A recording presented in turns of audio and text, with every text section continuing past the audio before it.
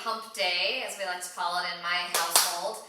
Wednesday, always a nice midweek time to get in a little booty workout. So today we're going to focus on our glutes and our hips a little bit.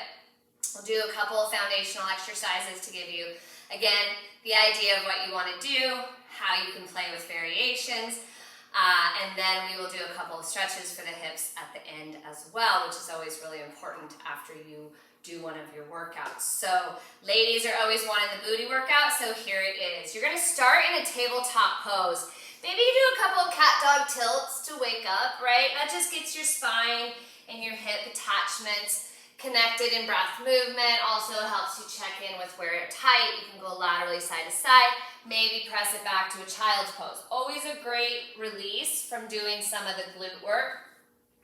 Then we're going to come back up to tabletop pose, and we're going to go with some really basic ones. You've seen them, we're going to add on, but these are some of my favorites. So in your tabletop pose, you're going to take one knee, just kind of gently place it into the floor, kick the other heel to the glute, and you're going to do what we call a donkey kick. You're going to tap the floor, and you're going to lift the heel as high as you can. Now, keeping the low abdominals in. Don't just kick high just to get space. You'll hurt the lumbar, right?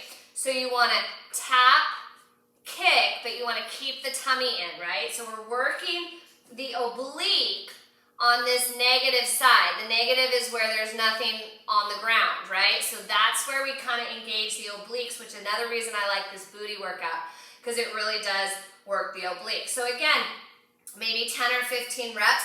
Notice that I'm not shifting side to side, okay? I'm not shifting over to that leg-arm connected side, right? I want to stay in what we call the negative space. So shoulders stay grounded. Watch yourself in a mirror, make sure. And then again, just 90-degree kick that heel to the glute, okay? Or to the sky, rather.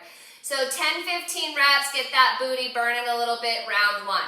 Second side, same thing. Knee taps the floor, heel kicks into glute, and then you're going to donkey kick. Again, keeping the low abdominals in, tap to the floor, lift. Notice again, we're not shifting side to side. We're staying really square in our tabletop pose, engaging the core, tummy in, long neck, always looking down or slightly ahead of you, but try not to kink or turn your head like I'm doing, because it will get you in the neck before too long, and we don't want any of those injuries. So remember, you're going to go 10 to 15, right?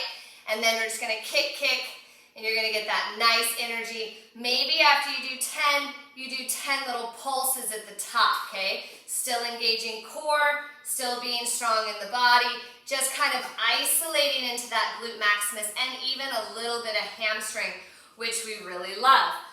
Okay, then back to the other side. We're going to do one more exercise, and I'm going to show you some variations. These are super simple, and you can do it at home. Everyone's done these, right? You want your weight to be in your grounded knee, but again, you don't want to shift when you lift out externally. So I call this dog peeing on fire hydrant, okay? I'm going to lift my knee and my foot straight out to the side. Again, don't lean, because you want the oblique on that negative space to be working, right? So you reach your knee in opposition. You reach. Now the other thing is, don't go fast. This is okay, but it's not really recruiting the muscle, right? It's not getting deep into the fiber. So we go slow and methodical. We lift the foot, the knee, the shin in one unit straight out to the side. Again, 10 to 15 reps. Maybe we add that little pulse at the end on both sides. Remember, you can always give yourself that little child's pose rest. We love that. And then we switch sides. So again, you're always doing the movement while I'm talking, which means you're probably doing 20 repetitions, which is fine. I want you to build your program, right? So we got a little booty work in there, and this is why I'm showing you exercises for different parts of the body. You can then take these and build your own program out of what you want to do that day, right? Maybe today it's all booty, maybe you want booty and tricep. So it's all about your plan and your goals, which you have to set. Once again, 10 to 15. Remember, neck is long. We're in that nice tabletop pose. And then maybe we hold, and then maybe we pulse. Woo! Getting into the outer booty, that medial glute and that glute maximus. Now, sometimes the wrists get a little fatigued, because So we've got our weight down on those arms a little bit. It is isometrically strengthening, which I love, and we do want to have strong joints, even the wrists and the ankles and the knees. But let's go ahead and go to round two. Round two, we're going to do the exact same movement, but we're going to do it down on our forearms and with one light dumbbell, 3 pounds, 5 pounds, whatever you want. You're going to take that dumbbell and place it directly behind the knee, and then remember how I had you squeezing your heel to your glute just regularly? We're now going to do that because we've got that dumbbell, and we got to shorten that space so we squeeze the dumbbell. Now, rather than on wrists, you're going to take your 2 blocks, and you're going to come down on forearms. So now I'm going to be engaging in a little more core, a little more shoulder. Line up, I call it low tabletop, and then once again, you're going to tap and kick, tap and kick. Remember to stay to the side of your negative space, so don't lean over to where the knee and the arm are both connected. Push down through the pinky side of your hand.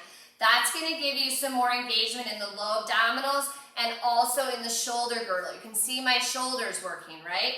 So again, 10 to 15, light or medium weight. You don't want anything too heavy here. And then you just do your little repetitions 10 to 15 times. And then maybe we go right into some pulse work, okay? And then we lower it down. Again, what we do on one side, we do on the other. So we reconnect the dumbbell behind the calf and the hamstring. We line up our low tabletop. We push down into pinky side of hand. You guys got it. So these are all the cues that I would give my normal clients, right? So that we really are paying attention to the foundation of the posture. We know where we're at in space and time, and we're trying to fire the muscle groups that we're trying to recruit, which is glutes and core. Always core. So again, 10 to 15 reps. Maybe you do 20 or 30 because that's just what your body's calling for.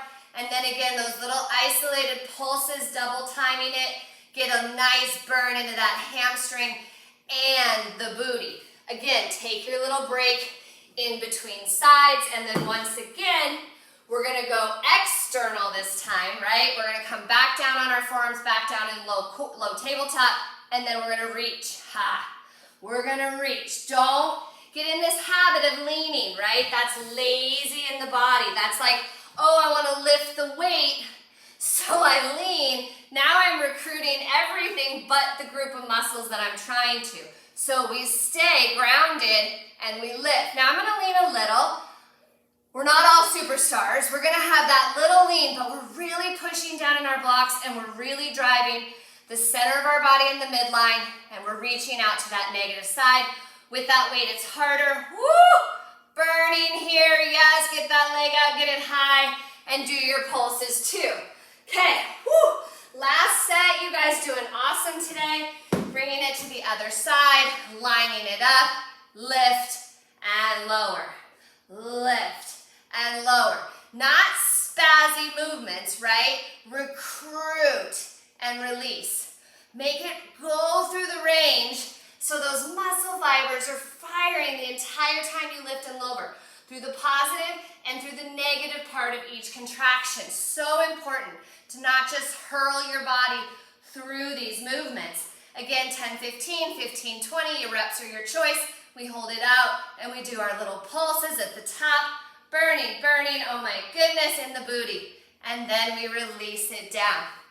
So those are literally two of the most simplistic booty exercises you can do for those glutes, right? Now, let's add one more in, because why not? And we're gonna do, instead of a bridge, which we've done 100 times in all of our different videos, we're gonna do a single leg bridge. But we're gonna do it with our block. We're gonna lift one leg. Now, you're gonna wanna keep your knees in symmetry. So, when I lift a single leg bridge, I have to slightly bring this straight leg downward. That lets my hips lift in symmetry and my knees stay in symmetry. Then I lower and I lift and I lower and I lift. It doesn't have to go that high, right? Because it doesn't help if I just torque out of position. Once again, I'm recruiting a ton of muscles that I'm not striving for. It wasn't my intention. So I lift and I lower, always thinking about my body in space and time, always exhaling on the contraction, always keeping hips, knees, ankles, everything in symmetry, right? So again, maybe 10 or 15. You could throw this in during your tabletop pose where you were doing the donkey kicks. You just throw this in as like your third exercise and then repeat, right? So what we do on one side, we do on the other. You lift the leg, you get your hands grounded, and then we lift, watching those knees, keeping them in symmetry all the while, keeping that hip that's going to be in the negative space, having that lift so that we stay in symmetry, okay? Always in symmetry. We're strengthening our backs here as well as hamstring and glute, which is what we were focusing on with these exercises. So again, 10 to 15, burning, all that good stuff. Now, super simple. We're just going to take cross figure 4. We cross ankle at knee and thigh. We reach through either to the hamstring or all the way to the shin. And then lifting that foot a little is going to give you more compression. Now, we tend to kind of twist out of our stretch just like we do in exercise. So really, again, keeping the low back and the hips in symmetry, feeling your sacral bone into that floor, and then as you pull in, just really trying to stay centered into the midline, right? You want to take 5 to 10 breaths, maybe 2 minutes even.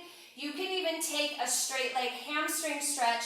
Same idea. Now I'm getting hamstring of the elevated leg, and my cross figure 4 is getting that outer hip and glute. Same thing, second side. I'm just turning so that you can see it from both directions. I can even do it this way so that you can see that we want to have symmetry, right? I want to get that femur to turn external. I'm going to reach through.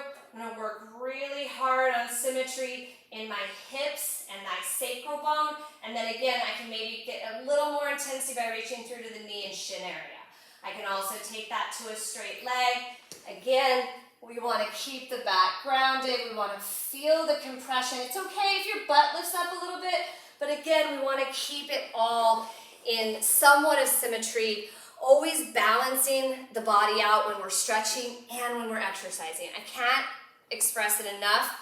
A lot of the clients that I work with have imbalances in their hips, imbalances in their QL low back, and that just comes from not being aware maybe during the day, during your daily activities, but also when we're exercising, we can create some of those postural deviances that can play out in the kinetic chain that we've talked about, and we just don't want that. So always being aware, always being mindful when we work out. You guys, today was hump day, booty day. Did a little workout on the glutes and the hamstrings. Gave you a little stretch to surrender. It's Wednesday, it's November. I'm looking forward to getting in the holidays with you guys and keeping everybody healthy and well. Have a great day. Talk to you soon, guys.